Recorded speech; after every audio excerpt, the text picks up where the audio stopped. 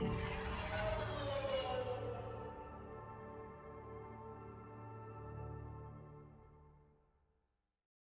Apex Agents, it's Mobius Y here with another video for Mass Effect Andromeda's multiplayer. So this is part 2 of today's character build guide, and this is simply gameplay of the Human Infiltrator on Gold difficulty. If you have not seen part 1 where I went over the specific build guide and character setup that I'm using in this video, there's a link in the description below. You can go check that out and take a look at the specific skill setup as well as the weapons and equipment that I am using in this exact game. And I will also give you alternative choices that you could use on this character with this particular build as well. So if you'd like to take a look at that, simply check the link in the description below and it will take you to the other video. So this game here, we were against the Ket faction on Firebase. Actually, I forget what the heck this Firebase is called. I'll be honest here, I have not been very good at memorizing the newer maps. I remember the original 5 or however many it was when the game released. Those I can name off the top of my head, but the new ones that have come out since then, I am really not good at remembering what the heck they're called. But it doesn't matter anyways. So in this game, I was actually playing with my buddy Joe the Frogman, but we were not in party chat, or in fact we were not communicating at all, so there's no chatter going on there, and we were playing with 2 randoms who were both using the new Human Artificer rare character that just recently came out. So there was a lot of debuffing and support from the 2 randoms that we had. But aside from that, in this particular gameplay, you will see what the Human Infiltrator, and in particular the Human Infiltrator setup that I described in the previous video, is good at, and that is simply, it is good at killing enemies, especially mooks like Ket Chosen and Wraiths, but even sub-bosses like Ket Destined, Ket Anointed, and boss units it is very effective at taking out as well. Ket Ascendants and the Fiends, you'll see them taking loads of damage very quickly when the Human Infiltrator engages them. So throughout this entire game, you will see me spamming the crap out of Tactical Cloak. And there's a reason for that. It is your go-to power. As I said, it drops aggro when you use it so that enemies are less focused on shooting at you and they're shooting at more of your teammates. And chances are your teammates are tankier than you are because they simply have higher health and shields, or they have better damage reduction values through certain passive abilities, or they have active abilities that can also regenerate their shields like Energy Drain or Shield Boost, or they have something like Backlash or whatever. There could be numerous reasons why they have more raw statistical tankiness than you, but because the Infiltrator has really good evasion characteristics, it is still a very survivable character.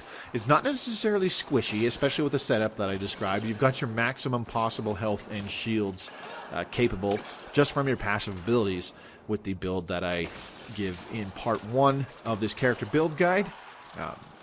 I believe the passive tree, again, is called Combat Fitness, taking that only to rank 4 to maximize the... to make the best use out of the maximum possible health and shields that you can get out of the Combat Fitness skill tree. You could take it to higher ranks to get things like damage reduction while evading, or damage reduction while in cover, etc., etc. Damage reduction when you're really low health, but in order to do that, you are sacrificing the raw power of things like using your Tactical Cloak or your sticky grenades, or more importantly, sorry, not necessarily more importantly, but just as importantly, you are sacrificing the raw gun damage that you're getting from the other passive abilities. So that's why Combat Fitness is only at rank 4. You're still able to take some shots, but in a way, because you don't really have any kind of self-regeneration methods aside from using a siphon weapon to regenerate a little bit of health every time you damage an enemy with your gun, you don't really have any methods of quickly regenerating your own health and shields. So you gotta play really, really mobile if you're using something like a shotgun like I am in this game, because you're going to be much more close quarters than if you're using something like a really accurate pistol, or especially a sniper rifle, or even an assault rifle, which are simply better guns at medium to longer ranges for the most part, aside from certain machine pistols. So you will see me doing that a lot. I play very in and out, using soft cover religiously, spamming the crap out of Tactical Cloak whenever I'm in a combat situation, and there's enemies that are trying to shoot me or I'm trying to kill them. However you see fit, you'll see me doing both of those, using lots of soft cover, using lots of sudden evasion movements, and spamming my Tactical Cloak religiously.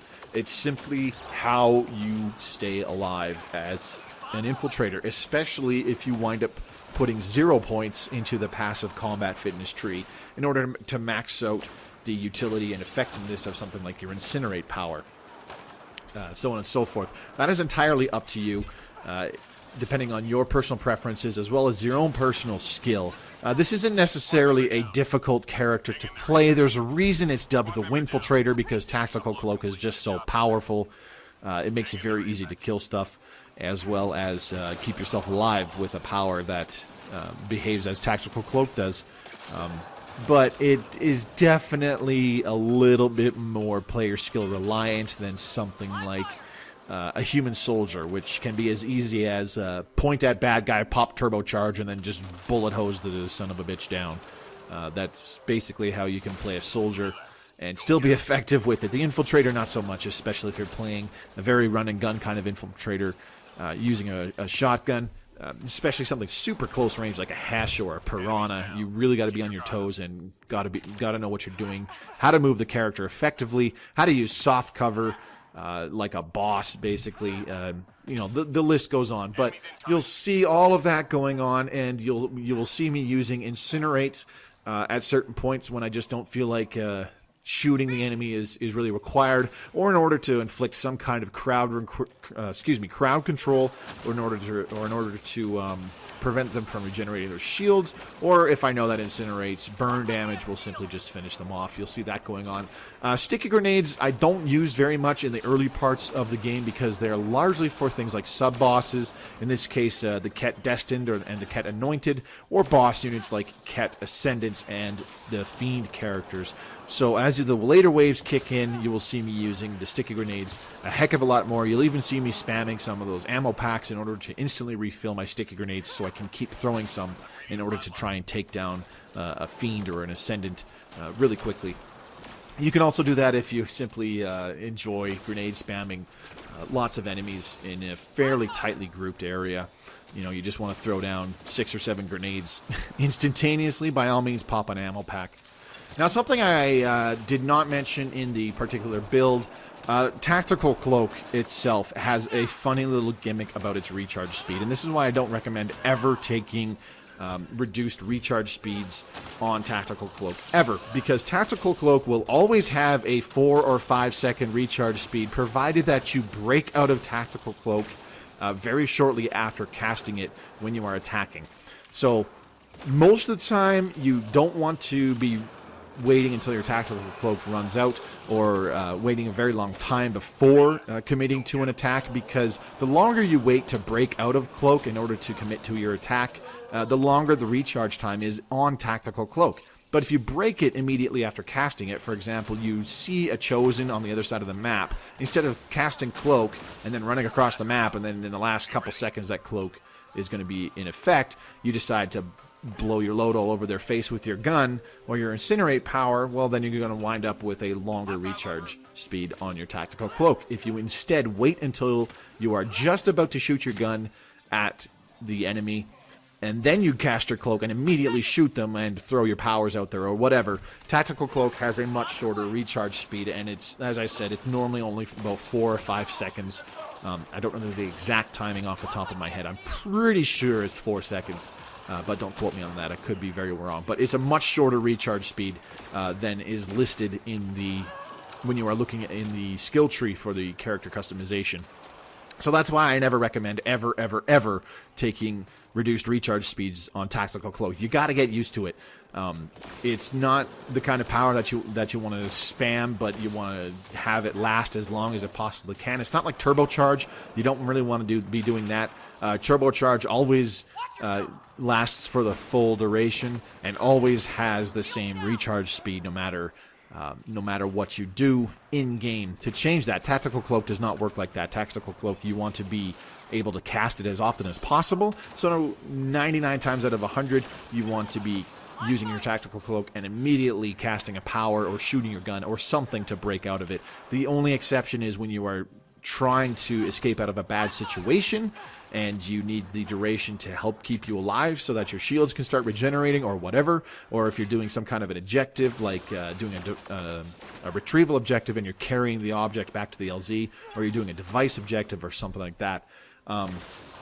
Aside from those specific non-combat moments, the only time in combat that you want to have your Tactical Cloak last as long as possible is when you're spamming sticky grenades, so that the sticky grenades get the damage bonus for as long as possible while you're in Tactical Cloak. You'll see that in the gameplay later on in the game. In particular, I'm spamming grenades and I'm in Cloak the whole time. Sticky grenades does not break Tactical Cloak, not like the Incinerate power does, or shooting your gun, or punching something with a melee attack. All of those will break Tactical Cloaks, but throwing sticky grenades does.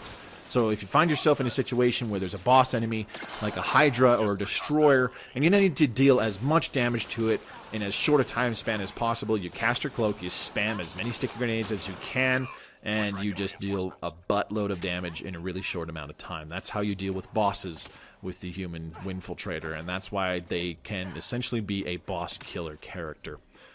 But it's all of that blended together, and it all stems from the ability of Tactical Cloak to basically double the damage output that you're doing for a brief amount of time.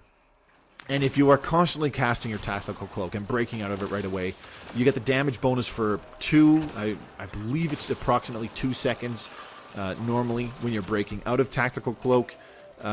That everything has a damage bonus for 2 seconds after breaking out of it. And then you have a 4-second recharge on Tactical Cloak. Technically, that is 1/3 of the time you are spent trying to attack enemies and kill them, where you have a double damage bonus. That is insane. That is huge damage potential over longer durations of time. That's why this character is so good at killing enemies, and that's just why it's so effective. That's why it's a Winfiltrator, because it's very good at what it does. So I'm going to stop babbling there. Definitely talked for a lot longer than I wanted to. I do apologize for the length of part 1 of this video. I did cover more stuff than I really needed to, I guess. There was a couple things that I left out, though. So I tried to prevent it from being a 30-minute video.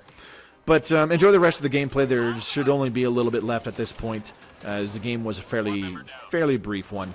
So, this has been Mobius for Mass Effect Andromeda. If you would like to see more Mass Effect Andromeda multiplayer content, feel free to subscribe to my channel. I try to upload every Tuesday, so if you like, you can turn those notifications on so that it alerts you every time I give you a new upload. As I said, I try to do it weekly every Tuesday. If you enjoyed the video, if you found it informative, or if you found the part 1 where I went over the character build guide helpful and informative, feel free to give it a like or leave a comment below how you enjoy using the Human Infiltrator, what weapons you like using on it, how you play it, so on and so forth. Just let me know what you think. This has been Mobius for Mass Effect Andromeda. Thank you very much for watching, and I will see you on the battlefield or in my next video. Good luck, Apex.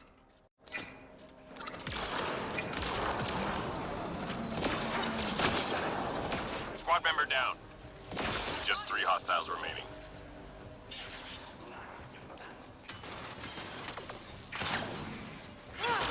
Down to 1. Shields are out. Reload. We're tracking reinforcements. Nicely done.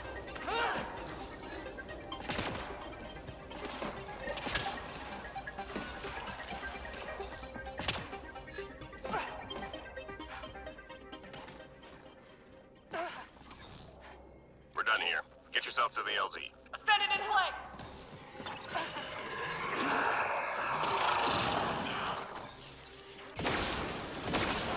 Bombs away.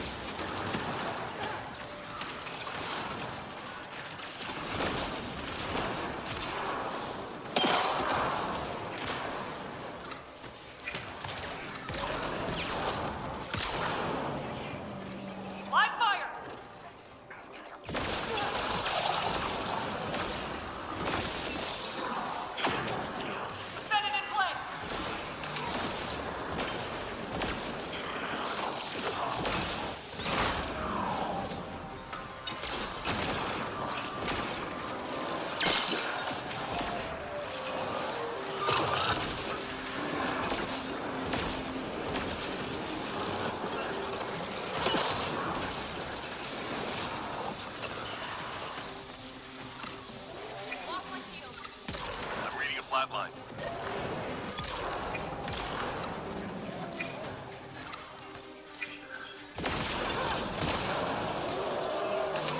Squad member down.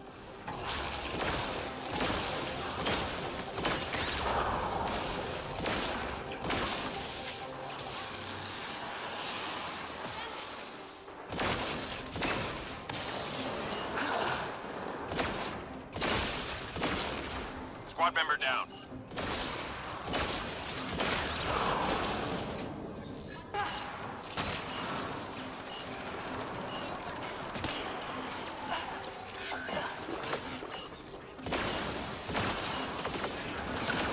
Mission complete. Full team secure. Good work.